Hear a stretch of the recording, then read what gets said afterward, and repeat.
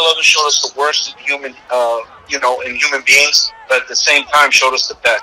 The most remembered day in American history.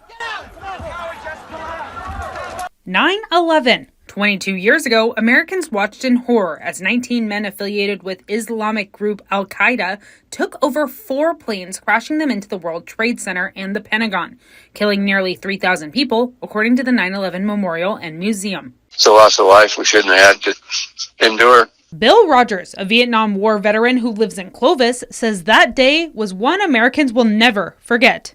It's a turning place in our history. It's usually all the wars that we fight in are in other countries, and this one was brought on our ground. The 9/11 attacks didn't just affect those on the East Coast.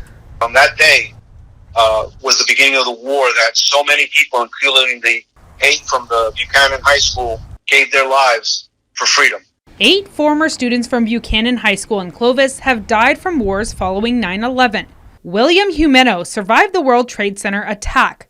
The retired New York Port Authority and New Jersey police detective says this was an attack on American freedom. Cherish your freedom, because on 9/11, those cowards, as I call them, the terrorists, they were attacking freedom. And they weren't just attacking the United States, they were attacking the world. He rode to the Twin Towers with 20 other Port Authority police officers.